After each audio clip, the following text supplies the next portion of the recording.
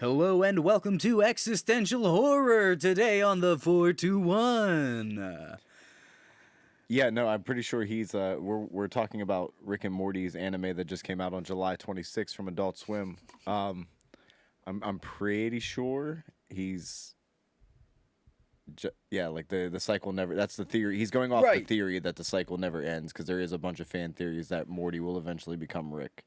Like a lot of people believe that. What I'm interested in is if this is considered canon. If you haven't seen it yet, go look up Rick and Morty vs. Genocider. I mean, by this time it'll be about a week and a half old, but if you haven't seen it yet, go see it. It's really fucking dope. Yeah, it's pretty good. It's a nice little short story, about 8 minutes long. If it is canon, see, well, I guess he doesn't have to specifically be 20 years. Once again, if it's canon though, it could be a different universe. This doesn't have to be. Yeah, and that's always the thing with Rick and Morty, isn't it? There's always an infinite amount of Ricks and an infinite amount of Mortys. And an infinite amount of possibilities and ways for it to be canon. Did they ever specify which Morty he was in the intro? I think they just. If you hear this, just take it out. There. So we know that is Rick C-137, Yeah. which is OG Rick, which means we are led to presume that this is OG Morty. Although I know there's that other fan theory that even, like, Morty C-137 the fan theory is is the that- actual, like, evil Morty. Yeah, that guy right there. I assume that's supposed to be evil Morty because they even give a shout out to the robot in the eye. Because whenever the one Oh, yeah, you're right. alien gets shot, his transponder goes off. Mm-hmm. I mean, I don't want to go through it piece by piece, but it's an incredibly well told story. It's like a shout out to old anime too. Like I believe it's if what we read in the comments a little bit of it might be a shout out to like old Akira type anime. I think they said that it was the studio that did Akira.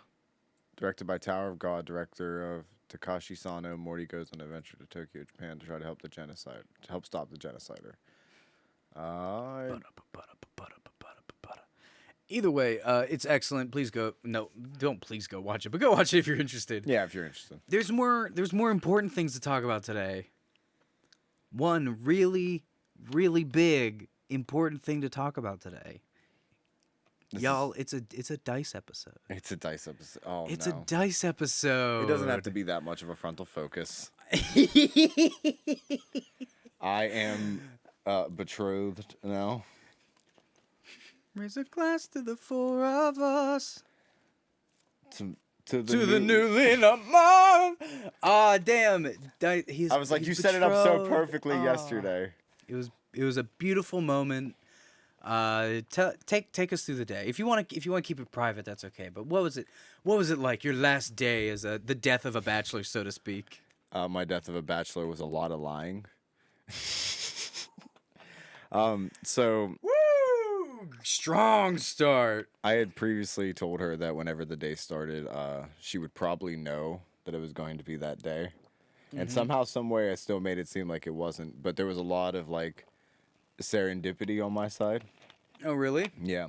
Not towards the end. I know one thing that kind of blew up in your face, but something blew up in my face. We'll get to there. Yeah, we'll get so basically it was your basic starting early. It was your basic date night. I cooked a big breakfast and we went out, and I ended up convincing her because our restaurant that we went to on our first date was closing that I wanted to like redo a first date type deal. Oh. Shut the fuck up. No, this is cute as hell, man. I love this shit.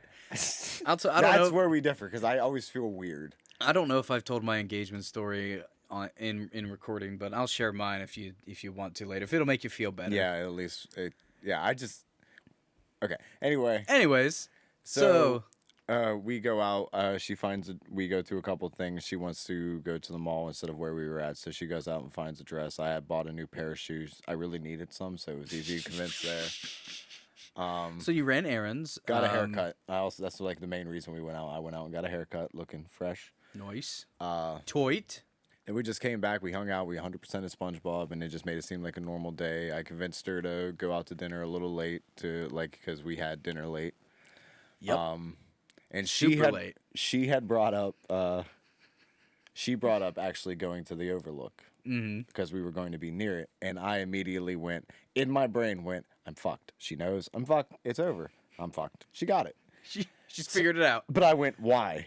And like sounded angry. So I sounded angry enough that I guess all thoughts of it throughout her head the whole day just shut down the possibility, because she was like, he would have taken me there. There's no way. So fuck it. It had to happen. So when I answered back so harshly and like I thought I sounded defeated, but I guess I like barked at it. Oof. And she was like, oh, just because it's close by. And then I guess all the hope of it happening dropped from her in that moment. So you tore her down so you could build her back up? Is that what you did? Pretty much. I lied a lot. Because I had Colby posted up and waiting at the spot already. The exact spot she said she wanted to go to.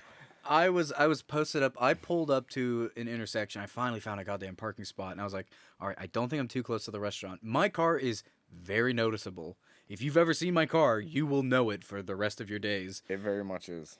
So I was posted up a little ways away, and I sent him a message. I'm like, hey, man, let me know when you're actually inside the restaurant so I can go post up at my spot. And as I was sending it that, I saw them walk away from the restaurant, and I was like, oh, why are they walking away from the restaurant? That's not where they should be going. And then in a little bit, I got another message to say that I was like, things fucked up. I'm fixing it. And I was like, okay, all right.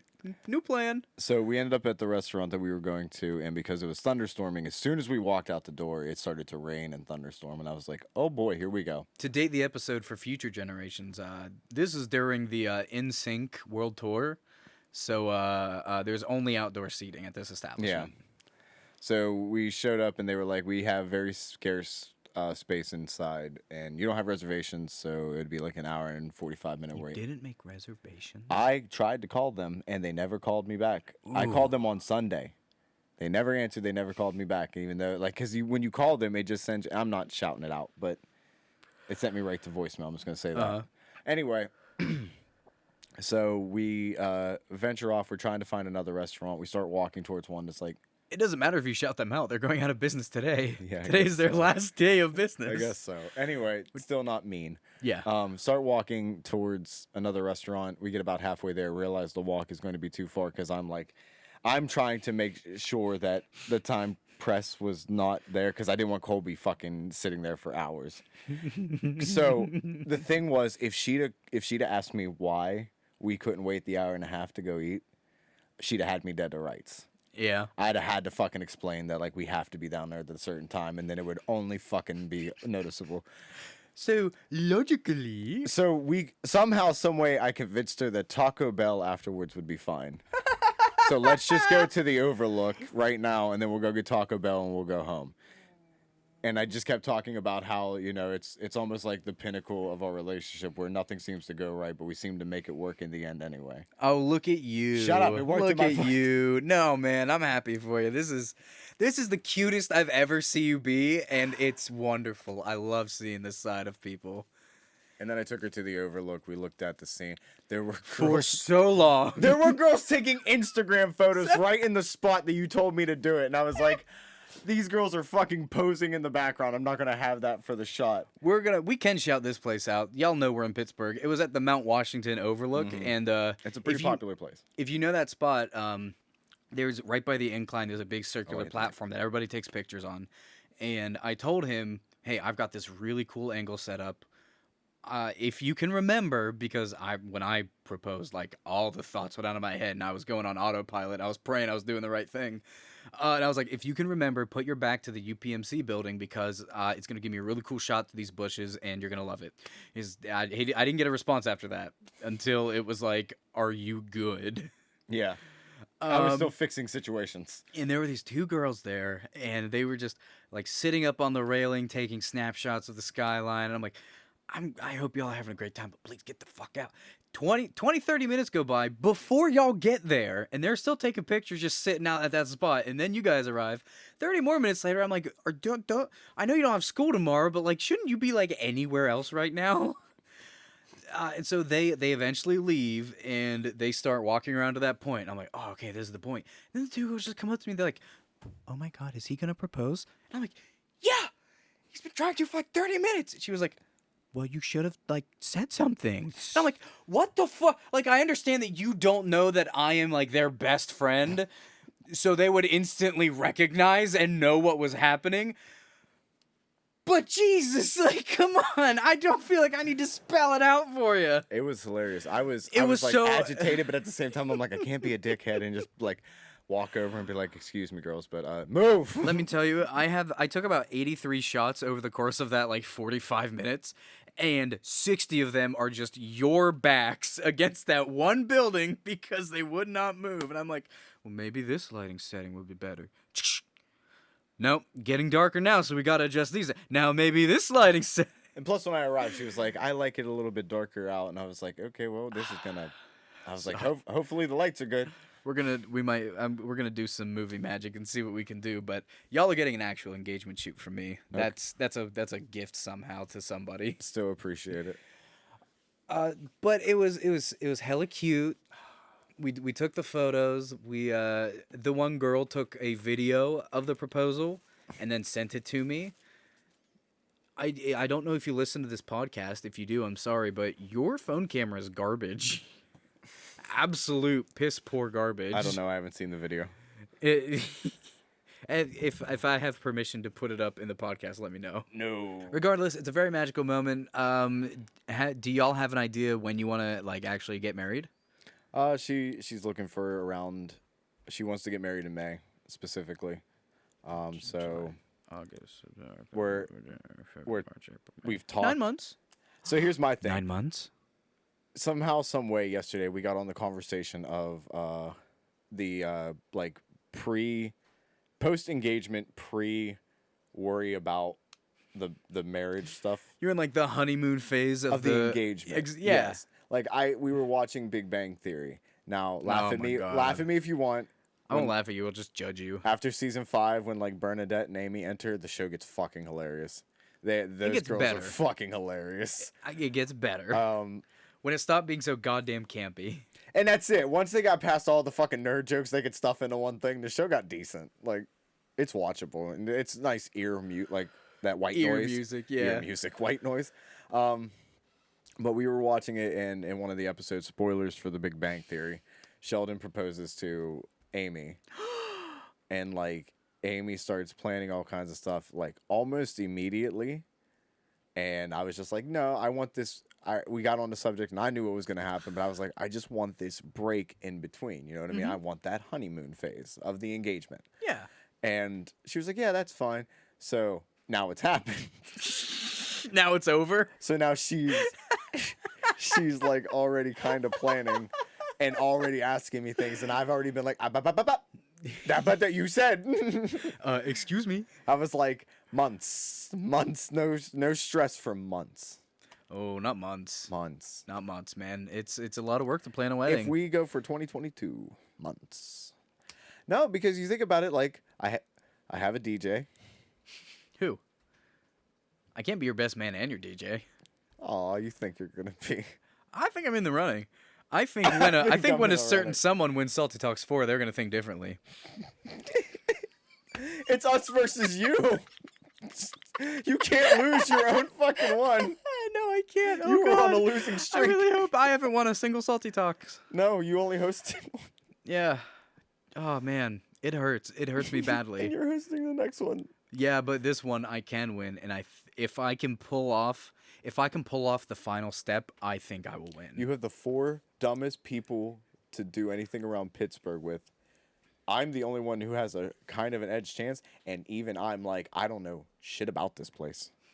You don't need to know shit about. If you can Google, you can win. Where's the bike store out on South Side?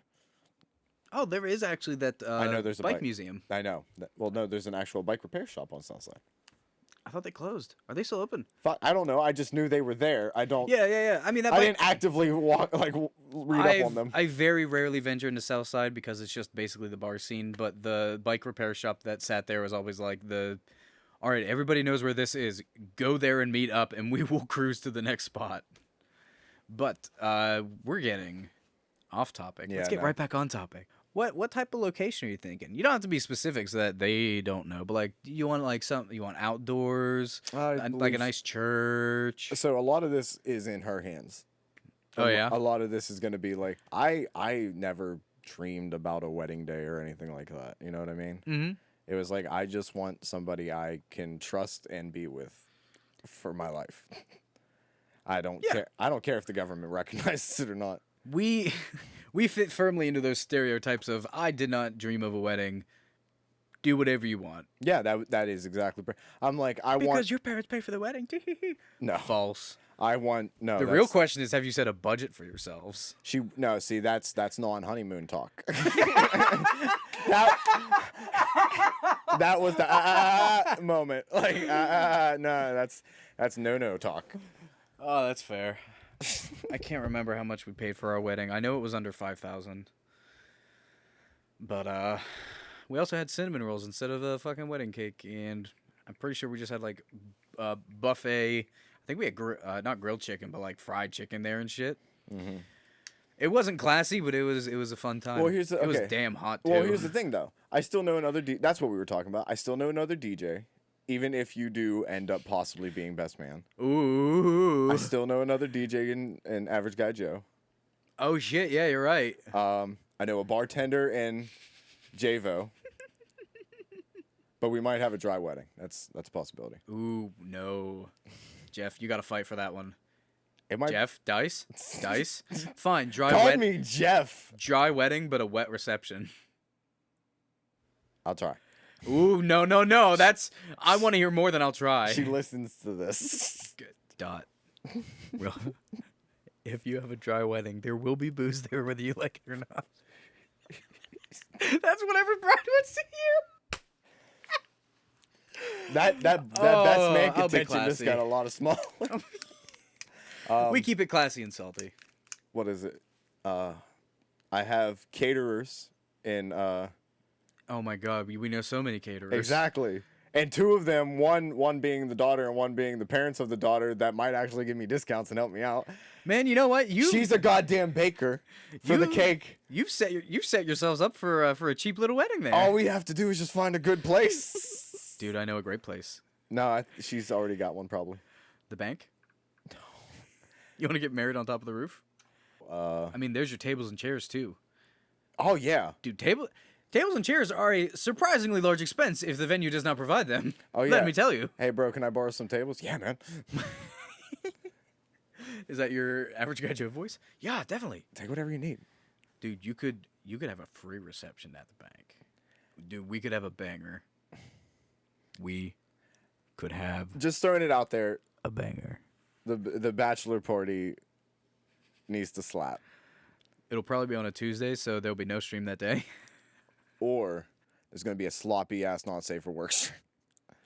But it will probably be a salty sings. I want it in the same retrospect of how yours was though, because yours was cool to me. Mine was just a LAN party. Yeah. And everybody left super early, but I'm not bitter. Did I leave early? Everybody left early. Oh. Except for Zach. If you're out there, Zach. I also had to cater to Chia and Xander. Yeah, one of you had something to do and you all left, and I was like, oh, okay, bye. Xander had work. I don't know. Either way. Xander has a fantastic story if he ever wants to share it. I now get to live vicariously through you! You are my child, and I will suckle from the teat of the bachelor party. You don't have to put this part in. In fact, don't put this part in, but I'm pretty sure she's not going to want strippers there. Oh, there won't be. Even though apparently I have to be okay with her going to the strip club. No. No double standards here. Marriage is equality. Marriage is about compromise. All right, then okay, whenever we sit down and have like a discussion about that, you're going to be in my corner. Dude. I'm gonna be like, we're going to sit down and talk, just me and her. I'm like, I'm calling Colby. He's my lawyer. It's going to be you two, and then I have to sit down next to you, and she can have a second. And we're like, all right, we are discussing the terms and arrangements for the bachelor/et parties. We can have a marriage contract for the bachelor. For every hard rockin' dong you see on a six-pack body, I get to see at least 2 tits or 1 fat ass. I would like to advise my client to stay silent in this matter. He will actually require 4 jubblies for every hard-on you see with a 6-pack. Because there are 6 packs plus a dong. That's 7 appendages. My client is only asking to see 4 for every 7 you get to see. Is that not fair, Judge? Babe, I apologize for this one. If any of this gets in. Oh, something's gonna go in, but maybe not that one. No, well, it'll be something fun. It'll be something fun. We'll see. If you get to plan it. Yeah, we'll see. I found out the other day that you give a gift to the person that you're being a best man for. Something they have to like wear at the wedding or something to do with the wedding. I don't know. That's kind of cool. I just found I've never heard that. Oh. I don't know. I mean, That's it's what I was common to told. give out like groomsmen's gifts or bridesmaids gifts to be like, hey, be my person. Yeah, but there's like a special thing you get for the best man. a boutonniere. I'm not fucking... Not like a special certain thing. Like, I guess I'm not naming names, but the person whose wedding I'm attending in October, their groom gave their best man like a special pair of Charmander socks to wear at the wedding. Okay. The dude has actually won Pokemon trading card tournaments at Worlds and stuff like that. I think he's gone to Worlds, Cool. so he's pretty decent at it. So it was cool for them. I know that was weird because I thought about it too, but then I went, yeah, he's a Pokemon player. I get it. That's kind of neat. That's a neat little tradition. I'm okay with that. Why are you there- okay with it? I don't know, because I think it's interesting. What are there any wedding traditions that you're straying away from, or is that past honeymoon phase talk? I don't know. I know we're not having it in a church. If that's tradition to people or not. To some people, I suppose. I see. That's the thing. I never got into weddings, so There's, like I don't there's- know traditional shit. There's the bouquet toss. There's the the garter dance where you get all up in that dress and get the garter. Oh, that's There's that's not any kind of poster past honeymoon thing. That's just her decisions. there's the dollar dance where somebody steals the groom and then they bring him out and you tie off the pant legs and you have to like drop money into the pants and like after a set amount of time they go get him, and that's money that people get for their honeymoon. Aw. That's Anything kind of that gets money from a honeymoon would be great. yeah, that's kind of a cool one. We didn't do that. Our reception was in a very outdoor public space, and the only place to hide would have been the outhouse. So wait, they just hide the groom? Yeah, like the groom like goes away for 30 minutes or however long you do it for. There's also, I've seen other people do the dollar dance as just anybody can come up and like drop $1 in a hat or something, and then you switch out people who dance with the groom and they do it for like a whole song, and you see how many different people that he can dance with, and then that's money that goes to the honeymoon. I've seen that too. Why is it just the groom? Well, I mean, the bride usually has like the bouquet toss. The bride has like, I guess the garter thing is mostly for the guy. You know, like that thing. I think it's called a garter. Am I right there? I think so. That sounds familiar. I mean, the bride gets People what who- she wants because they always get what they want for the wedding. Anybody who has been a bride or wants to be the bride is screaming at us right now. Yes, It's a fucking garter. I can already feel myself getting hit. How do you not know what a dollar dance is? No, I mean, I did. We don't have to do any of the groom traditions, but if they're the ones that make money. I did.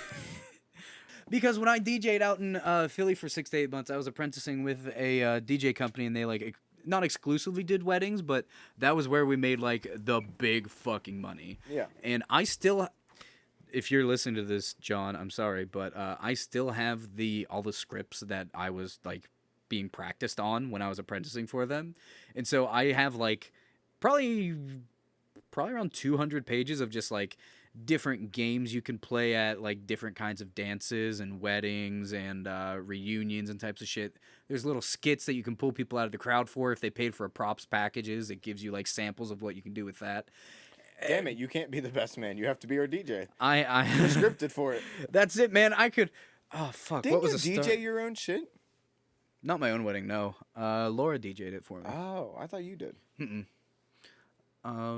Oh, I can't remember the old script. I'll try to find it. I'll see if I can find it for the next time, and I'll read off the intro. Never mind, it might be copyrighted. I can't. Just make sure nobody's videoing that part. Yep. But it was fun. It made me a much better DJ, and it made me realize that there's a lot more like. I grew up in a very conservative household, so most of the weddings I went to did very conservative things, and I was like, oh, those are the groom's pants, not on the groom. Oh, Where that's are why they? he hides. Yeah, because he has no pants. I get it now. I was like, why is he hiding? Why can't you just like hang out and have a beer while you're waiting if somebody's just coming to grab you? What wedding traditions are you familiar with? Back where you come from. I know Fuck this. there's Next also week you tell yours then. okay. Okay. My what? Your My engagement story? yeah. Oh, with 30 minutes, let's not make it spill into the next one. I'll cap it off here. So, we were still living in Cal at the time, and we drove up to Pittsburgh for a date. And I set all of this up. I had written a 3-act play, and I folded them up in little envelopes, and I gave them to her at different points during the night. She got the first envelope when we were driving up there. It was the night of our first date, put in like a small 1-page play format. But it was as how I remembered it. And then during we drove to Pittsburgh. We did the Gateway Clipper like dinner cruise thing. So we did dinner, we did some dancing, we did some sightseeing, we got some nice pictures. And then during dinner, she got the second act of the play. And the second act of the play was how I had envisioned the current night going up to this point. So it was like a silly little like skit in the car maybe. It was how we danced the night away, blah, blah, blah, blah, blah. And it was how me that previous morning had thought it was going to go. And then she got the third envelope when we got to, after we did the Gateway Clipper thing, we met at Heinz Hall doing a choir gig together. We sang Hey Babe Hey, and we had like fun little choreographed movements and shit. And I kind of a, no, I won't go into that segue. That's for another day. So we met at Heinz Hall, we sang and we danced. So there was a Starbucks right across the way where sometimes we would get coffee like before we went in, which never drink coffee before you sing. It's a horrible habit to get into. Dries out your voice and shit. And so we went to Starbucks, we got some coffee, and we, as we were exiting the Starbucks, I gave her the third envelope, which had the third act. And the third act talked about how I envisioned our future, what the wedding was going to be like, yada, yada, yada, yada, yada. And at the very end of it, there were stage direction that says, Amanda takes a few steps forward, realizing that she's all of a sudden in front of Heinz Hall. She turns around because she realizes that Colby has stopped walking, ellipses. And then I was down on my knee behind her. I feel like you beat me. I mean, it's not a competition. I know, but holy hell, I'd marry you, fuck. I'd say yes. Holy shit. If we have any married or previously married or engaged people out there, how did y'all get engaged? Do you have any cute stories? I love reading cute stories and just feeling warm and fuzzy on the inside. I'm happy with the way mine turned out. Oh, also, I love you, baby. I just feel like I had to say it. Well, now I have to because I love you too, babe. Most of these I feel like in most of these podcasts, we have like addressed love to our significant others. I don't know if it's out of guilt or out of not sincerity. Wait, that's not the word I was going to use. Mine listens. So I just make sure she knows. Either way, if you never want to hear us playing a wedding, go ahead and hit that subscribe button. Woohoo! We would never do that. Give this button a like if you have enjoyed the mushy gushy content today. You can find us on Twitch every single Tuesday at Salty Entertainment Fun at twitch.tv/Salty Entertainment Fun Time at 7 p.m. All one breath.